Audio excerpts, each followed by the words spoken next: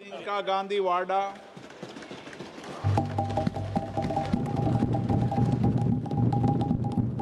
अध्यक्ष महोदय जी, आपने आज मुझे इस चर्चा में भाग लेने का मौका दिया, इसके लिए मैं आपको धन्यवाद देती हूं। आज जिस विषय पे हम चर्चा कर रहे हैं वह केवल एक विषय नहीं है, भारत की आत्मा का एक हिस्सा है। हमारा राष्ट्रगीत उस भावना का प्रतीक है जिसने सोए हुए, गुलामी में सोए हुए भारत के लोगों को जगाया, जिसने उन्हें हिम्मत दी कि ब्रिटिश साम्राज्य के सामने खड़े होकर वह सत्य और अहिंसा के नैतिक हथियारों के साथ सामना कर पाए। आज ये चर्चा एक भावना के ऊपर है।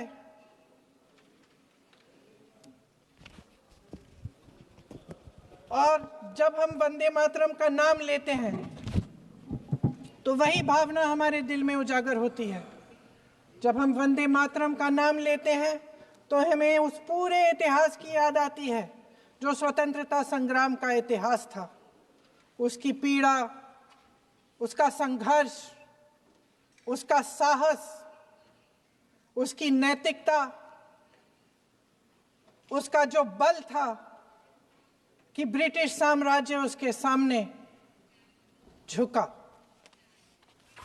अध्यक्ष महोदय, वंदे मातरम उस आधुनिक राष्ट्रवाद की अभिव्यक्ति है जिसने भारत के लोगों को एक राजनीतिक और नैतिक आकांक्षा से जोड़ा, जिसने भारत के लोगों को एक साझा नियति के उत्तराधिकारी, एक साझा भविष्य के निर्माता के रूप में देखा। लेकिन आज की ये बहस मुझे कुछ अजीब सी लग रही है। जैसे मैंने कहा, ये गीत देश की आत्मा का हिस्सा बन चुका है। 150 सालों से देशवासियों के दिलों में ये गीत बस चुका है। 75 सालों से हमारा देश आजाद है, तो फिर आज इस बहस की क्या आवश्यकता है?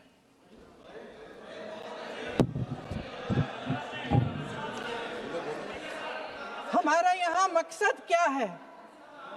जनता से हमें दिया गया दायित्व, जनता का विश्वास, उनके प्रति हमारी जिम्मेदारी, हम किस तरह से इसका इस्तेमाल कर रहे हैं, हमें ये सोचना चाहिए। क्योंकि अब इस मोड़ पर हम इस सदन में अपने राष्ट्रगीत पर भी बहस करेंगे। आपने बहस मांगी है, आपने बहस मांगी है। आप तो इलेक्टोरल रिफॉर्म्स की बहस नहीं मांग रहे थे कि जब तक हम इस पर बहस नहीं करेंगे तब तक उस पर बहस नहीं होगी। इसकी वजह क्या है? इसकी वजह क्या है? हम आज यहाँ ये बहस क्यों कर रहे हैं? हमारा राष्ट्रगीत है, इस पर क्या बहस हो सकती है? हम ये बहस यहाँ आज 2 वजहों से कर रहे हैं। पहला कि बंगाल का चुनाव आ रहा है, हमारे प्रधानमंत्री अपनी भूमिका निभाना चाहते हैं उसमें। और दूसरी वजह ये है, ये मकसद है, पुरानी मकसद इनकी, अध्यक्ष महोदय, कि जिन्होंने स्वतंत्रता की लड़ाई लड़ी, जिन्होंने देश के लिए बड़ी बड़ी कुर्बानियां दी, उन पर सरकार नए आरोप लादने का मौका चाहती है। देश का ध्यान फिर से जनता के ज्वलंत मुद्दों से भटकाना चाहती है। यही एक मकसद है आपका। आपका मकसद है कि हम फिर से उसी अतीत में मंडराते रहें, उसी की तरफ हम देखते रहें जो हो चुका है, जो बीत चुका है, क्योंकि ये सरकार वर्तमान और भविष्य की ओर देखना ही नहीं चाहती। वे इस काबिल ही नहीं रही। सच्चाई ये है अध्यक्ष महोदय कि आज मोदी जी वह प्रधानमंत्री नहीं रहे जो एक समय में थे। सच ये है कि ये दिखने लगा है, उनका आत्मविश्वास घटने लगा है, उनकी नीतियां देश को कमजोर कर रही हैं। और मेरे सत्ता पक्ष के साथी चुप इसलिए हैं क्योंकि अंदर अंदर से वे भी इस बात से सहमत हैं। आज देश के लोग खुश नहीं हैं अध्यक्ष महोदय, परेशान हैं, तमाम समस्याओं से घिरे हुए हैं, तमाम समस्याओं से घिरे हुए हैं और उन समस्याओं का हल आप निकाल नहीं रहे हैं। हाँ ठीक है, उसका भी बोल लेंगे, समय आएगा तो उसका भी बोल लेंगे, बल्कि कल समय आ रहा है, चुनाव पे चर्चा होगी, उस पे भी बोलेंगे। अध्यक्ष महोदय, इनके भी अपने लोग दबी जबान में कहने लगे हैं कि सारी सत्ता को केंद्रित करने से देश का नुकसान हो रहा है। इस बीच अगर हम अतीत की बातें नहीं करेंगे तो कौन सी बातें करेंगे? ये किसी और बात के काबिल ही नहीं है, सिर्फ ध्यान भटकाना है जनता का। इसलिए आज हम वंदे मातरम पर चर्चा कर रहे हैं। वंदे मातरम देश के कण कण में जीवित है, इस पर बहस नहीं हो सकती। लेकिन चलिए, आपने बहस मांगी, आप बहस करना चाहते हैं, बहस करते हैं। आज इस चर्चा को प्रधानमंत्री जी ने शुरू किया, उन्होंने भाषण दिया और इसको कहने में कोई झिझक नहीं है कि भाषण अच्छा देते हैं, थोड़ा सा लंबा, लेकिन भाषण अच्छा देते हैं। सिर्फ एक कमजोरी है, अगर आप इजाजत दें तो मैं बोलूं, एक कमजोरी है। हाँ, उसी पे बोल रहे हैं, वंदे मातरम पे बोलो आप। अब सर मैंने तारीफ कर ली, थोड़ा और विषय वंदे मातरम का है तो हम वंदे मातरम पर ही रखें, ठीक रहेगा। सर ये वंदे मातरम पे ही है। सर आपने प्रधानमंत्री जी को सुना था, अब तो शुरू नहीं हुए। सर भाषण बहुत अच्छा देते हैं, लेकिन तथ्यों के मामले में कमजोर पड़ जाते हैं। बहुत कमजोर। इसमें भी एक कला होती है कि तथ्यों को किस तरह से जनता के सामने रखा जाए। मैं तो नहीं हूं, जनता की प्रतिनिधि हूं, कलाकार तो नहीं हूं। इसीलिए मैं भी सदन के सामने कुछ तथ्य रखना चाहती हूं, लेकिन सिर्फ तथ्य के रूप में रखना चाहती हूं।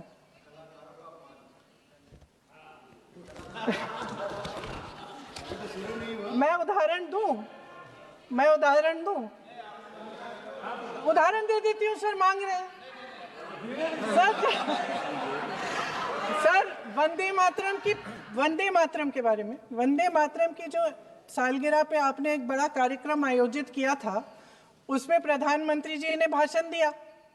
उसमें उन्होंने कहा कि 1896 में पहली बार गुरुदेव रविंद्रनाथ टैगोर ने ये गीत एक अधिवेशन में गाया। उन्होंने ये नहीं बताया कि कौन सा अधिवेशन था, महासभा, हिंदू महासभा का अधिवेशन था, आरएसएस का अधिवेशन था, किस बात से कतरा रहे थे कि ये कांग्रेस का अधिवेशन था। और उदाहरण दूं कि मैं अपना भाषण जारी रखूं, दे रही हूं। जो वंदे मातरम की जो क्रोनोलॉजी है वो भी आप समझिए, जो असली क्रोनोलॉजी है।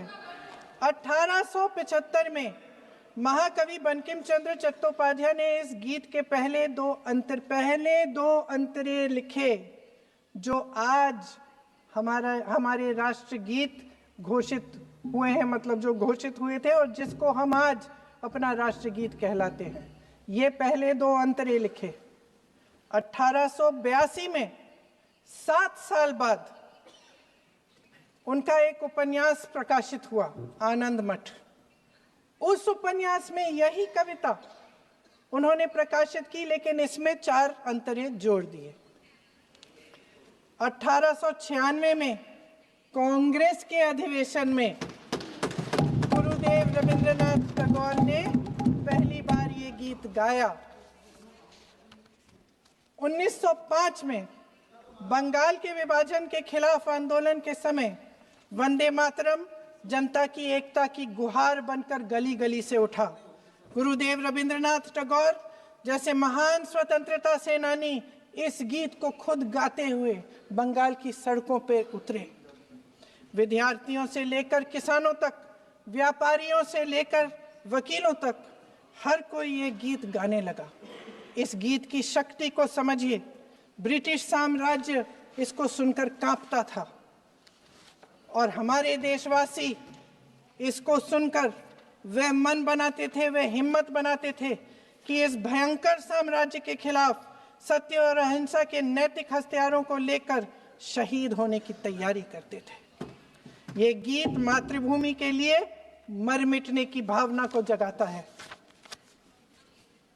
इस गीत की शक्ति ये है, इस गीत का हमारे देश से जुड़ाव ये है। लेकिन 1930 के दशक में हमारे देश में जब सांप्रदायिक राजनीति उभरी, तब ये गीत विवादित होने लगा। 1937 में, अब ये मैं दूसरा उदाहरण देने वाली हूँ क्योंकि प्रधानमंत्री जी ने अपने भाषण में इसका उल्लेख किया और गलत किया, इसीलिए मैं इसके जो सच्चे जो तथ्य हैं वो आपके सामने रख रही हूँ। 1937 में नेताजी सुभाष चंद्र बोस कांग्रेस का अधिवेशन कलकत्ता में होने जा रहा था, उसका आयोजन कर रहे थे। तो जो मोदी जी ने पत्र सुनाया सदन में 20 अक्टूबर का और कहा कि जवाहरलाल नेहरू जी ने नेताजी को ये चिट्ठी लिखी और ये कहा कि इस पर चर्चा होनी चाहिए, उससे पहले 3 दिन पहले नेताजी सुभाष चंद्र बोस ने पंडित जवाहरलाल नेहरू को एक चिट्ठी लिखी थी जिसका जिक्र आपके प्रधानमंत्री ने नहीं किया। और इस चिट्ठी में सुन लीजिएगा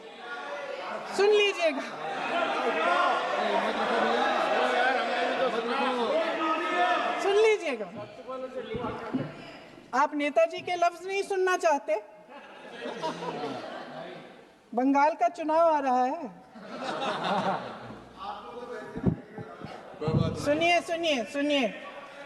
सुनिए। हाँ, कोई बात नहीं, हम तो देश के लिए हैं। हम देश के लिए हैं। आप चुनाव के लिए हैं, हम देश के लिए हैं। हम जितने भी चुनाव हारे, हम यहाँ बैठे रहेंगे और आपसे लड़ते रहेंगे और आपकी विचारधारा से लड़ते रहेंगे। अपने इस देश के लिए, अपनी इस मिट्टी के लिए लड़ते रहेंगे। आप हमें रोक नहीं सकते।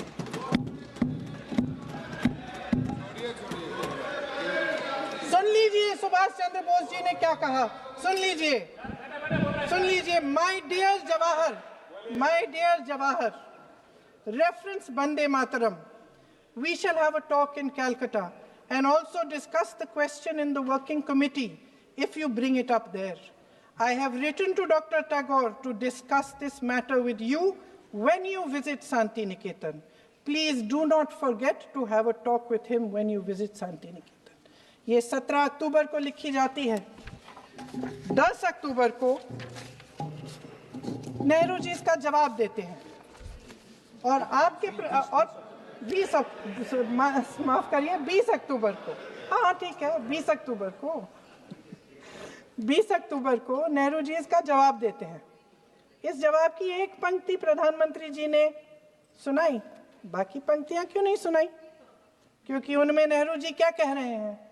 There is no doubt that the present outcry against Vande Mataram is to a large extent a manufactured one by the communalists.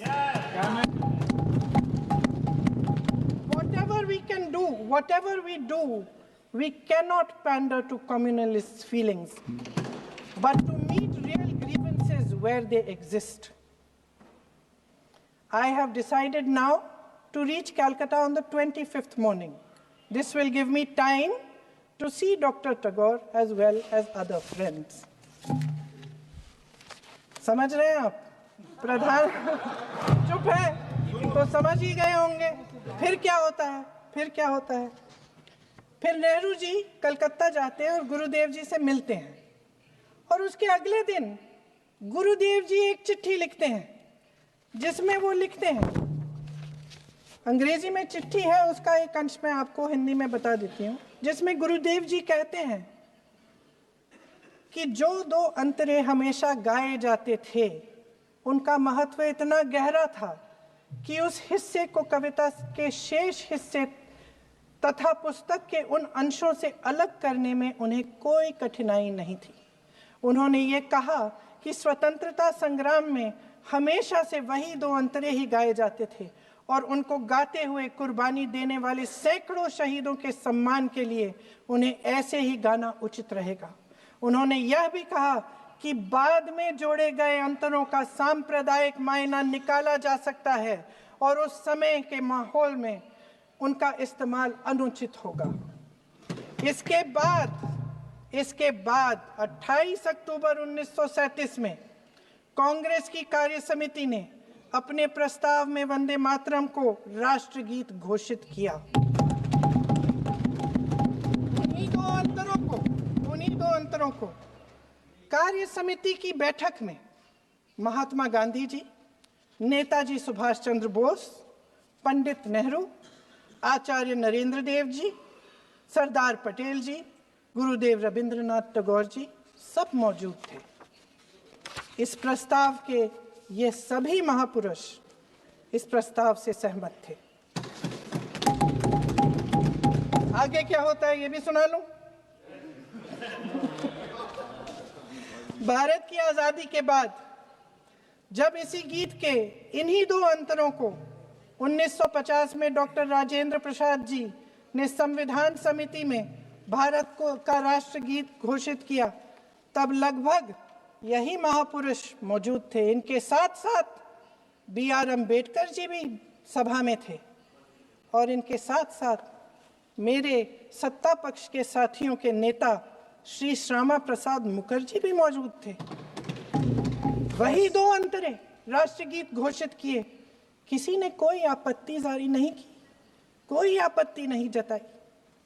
वैसे इन तथ्यों के साथ जुड़ा एक और तथ्य भी है जो मैं यहाँ पे आपके सामने रखना चाहती हूँ। आज हम अपने राष्ट्रगीत पर बहस कर रहे हैं, लेकिन हमारा राष्ट्रगान भी एक कविता का एक अंश ही है, एक लंबी कविता का एक अंश है। और इन दोनों राष्ट्रगीत और राष्ट्रगान के अंश को चुनने में सबसे बड़ी भूमिका गुरुदेव रविंद्रनाथ टैगोर की थी।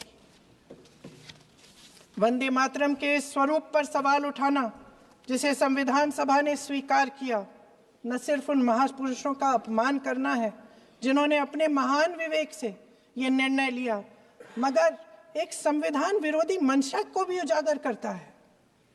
क्या सत्ता पक्ष के हमारे साथी इतने अहंकारी हो गए हैं कि अपने आप को महात्मा गांधी जी से, रविंद्रनाथ टैगोर जी से, राजेंद्र प्रसाद जी से, बाबा साहब अम्बेडकर जी से, मौलाना आजाद जी से, सरदार पटेल जी से, सुभाष चंद्र बोस जी से बड़ा समझने लग गए हैं?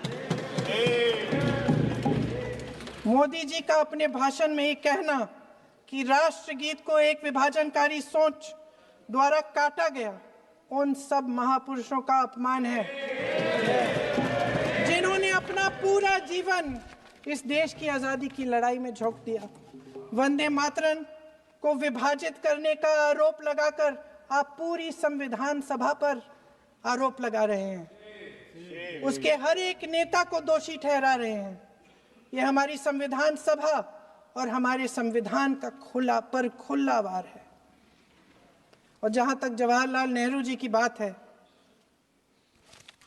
जितनी देर हमारे प्रधानमंत्री देश के प्रधानमंत्री रहे हैं, 12 साल हो गए हैं, लगभग उतने ही सालों के लिए जवाहरलाल नेहरू जी जेल में रहे। किस लिए? इस देश की आज़ादी के लिए। उसके बाद 17 साल के लिए प्रधानमंत्री रहे। आप बड़ी आलोचना करते हैं इनकी, लेकिन अगर इन्होंने इसरो नहीं बनाया होता तो आज आपका मंगलयान नहीं होता। अगर DRDO नहीं बनाया होता तो तेजस नहीं बनता। अगर IIT और IIM नहीं बनाए होते तो हम आज IT में आगे नहीं होते।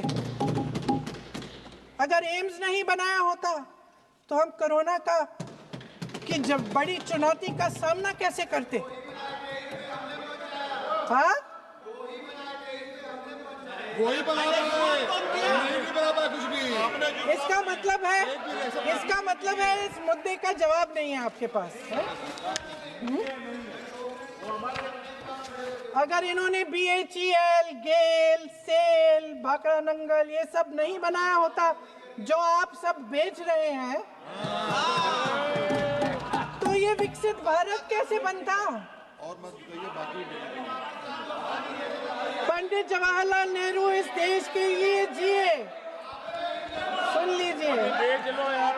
बाकी भी बेच देंगे जी। पंडित जवाहरलाल नेहरू इस देश के लिए जिए और देश की सेवा करते करते उन्होंने दम तोड़ा। फिर भी सुन लीजिए, मेरी एक सलाह ले लीजिए, मेरी एक सलाह ले लीजिए। सर मैं आपको आपके माध्यम से सलाह दे रहे हैं। अब छोड़ना नहीं। सर मैं आपके माध्यम से एक सलाह दे देती हूँ। हमारे प्रधानमंत्री महोदय 12 सालों से इस सदन में हैं, मैं मात्र 12 महीनों से हूँ। फिर भी छोटी सी सलाह है। उन्होंने अभी हाल ही में चुनाव था, कुछ महीनों पहले उन्होंने एक सूची निकाली थी कि विपक्षी दलों ने और विपक्ष के नेताओं ने कितने अपमान किए हैं इनके, और उसमें शायद 90-99 ऐसे उन्होंने अपमानों की सूची बनाई थी।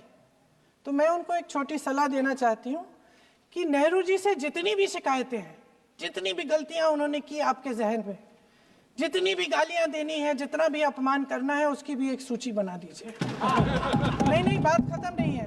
999 अपमान, 9,999 अपमान, सूची बना दीजिए और फिर हम एक समय निर्धारित करते हैं। जैसे हमने 10 घंटे आज वंदे मातरम पर हमने बहस किया है ना, उस तरह से हम अध्यक्ष महोदय जी से पूछेंगे, एक समय निर्धारित करेंगे, 10 घंटे, 20 घंटे, 40 घंटे, जितने घंटों में आपकी ये शिकायत पूरी हो जाए, माननीय सदस्य आप शांत हो जाएं और हम बहस कर लेंगे। लेकिन इस सदन का कीमती समय, जिसके लिए हमें यहाँ पे जनता ने भेजा है, जैसे हमें जनता की समस्याओं को हल करने के लिए चर्चा करनी चाहिए, इस्तेमाल करना चाहिए, उसको एसी के लिए इस्तेमाल करिए। उसके बाद जैसे अंग्रेजी में कहते हैं ना, जैसे अंग्रेजी में कहते हैं कि once and for all let's close the chapter, close कर लीजिए। देश सुन लेगा क्या क्या शिकायतें हैं, किसने क्या किया, इंदिरा जी ने क्या किया, राजीव जी ने क्या किया, परिवारवाद क्या होता है, नेहरू जी ने कौन सी गलतियां की, सुना लीजिए, फिर खत्म। उसके बाद बेरोजगारी, महंगाई, महिलाओं की समस्याएं, जो पीएमओ में हो रहा है उसकी बातें, उसकी चर्चा, जो बैटिंग ऐप के बारे में हो रहा है पीएमओ के अंदर, आप सदस्य प्लीज, जो एफस्टीन फाइलों में आपके मंत्री महोदय के नाम निकल आए हैं, माननीय उसकी चर्चा करेंगे। आप वंदे मातरम पे बोले, आप इधर उधर डाइवर्ट मत हो।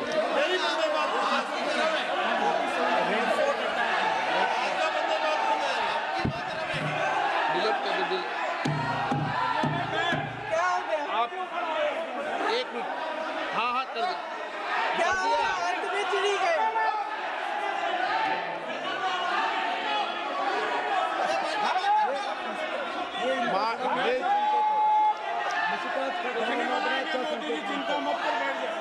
बहुत बढ़िया। माननीय सदस्य 1 मिनट, माननीय सदस्य आगे बढ़िए आप महोदय, आगे वंदे बढ़िए। मातरम पर सार्थक चर्चा करें।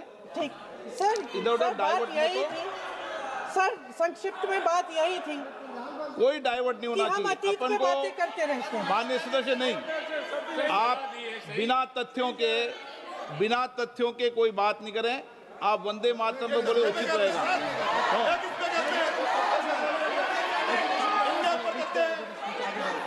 मैंने प्लीज, अध्यक्ष महोदय, मैं आपकी बात मानती हूँ, लेकिन बिना तथ्य के बहुत सालों के लिए ये हम पर आरोप डाल रहे हैं। हम चुपचाप सुनते हैं, इनको भी थोड़ी सी संतुलन होनी चाहिए, सुनने की थोड़ी सी हिम्मत होनी चाहिए। ये राजनीति है, हम बोलेंगे, आप वंदे मातरम बोलें। वंदे मातरम सर। महोदय, आज की ये बहस सिर्फ ध्यान भटकाने के लिए की जा रही है, क्योंकि ये सरकार इस देश के वर्तमान की असलियत छिपाना चाहती है।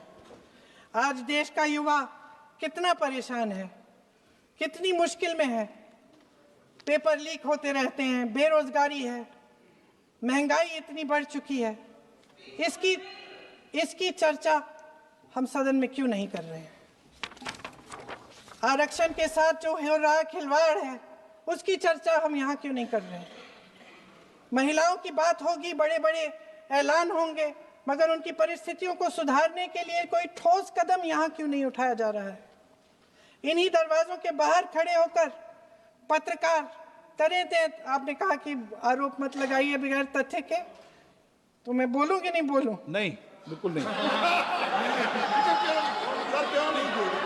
नो, आप उधर की बात मत बोलो। आप जल्दी से बोल लेते हो, फिर आप सदन में बंद जो कर कुछ देंगे। भी बोले हैं वो तथ्यों से बोले। आपको हर चीज ऑथेंटिक करनी पड़ेगी, इसलिए आप तथ्यों से बोले। तत्ते पे लगाए। अच्छा सर, बड़े बड़े शहरों में प्रदूषण है, लेकिन हम इस सदन में बैठकर सिर्फ छोटी छोटी बातें करेंगे।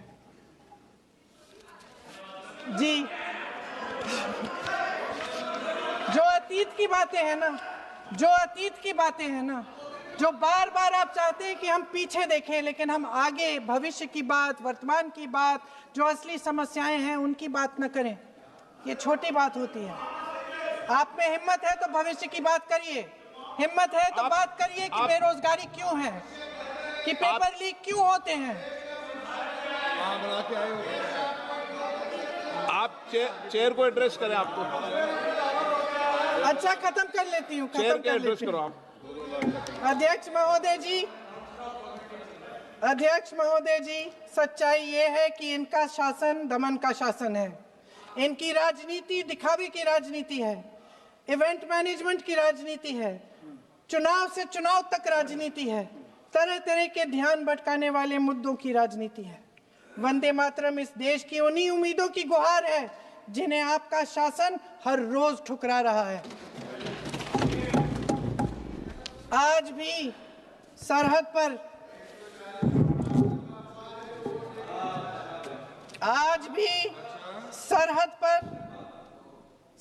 पर जवान जब दुश्मन का सामना करता है तो उसकी छाती में वंदे मातरम गूंजता है। आज भी जब हमारा खिलाड़ी अंतर्राष्ट्रीय खेलों में जाता है तो उसके दिल की धड़कन में वंदे मातरम होता है। आज भी इस देश के करोड़ों देशवासी जब अपने राष्ट्र ध्वज को फहराते हुए देखते हैं तो उनकी जबान पर वंदे मातरम, वंदे मातरम, वंदे मातरम आता है। कांग्रेस के हर एक अधिवेशन में 1905 से लेकर आज तक सामूहिक तौर पर वंदे मातरम गाया जाता है।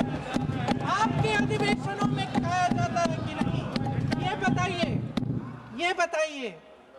अपने देश की आत्मा के इस महामंत्र को विवादित करके आप एक बहुत बड़ा पाप कर रहे हैं। इस पाप में कांग्रेस पार्टी शामिल नहीं होगी। ये राष्ट्रगीत वंदे मातरम हमेशा से हमें प्यारा है, हमेशा से हमारे लिए पवित्र रहा है और हमेशा के लिए हमारे लिए पवित्र रहेगा। धन्यवाद।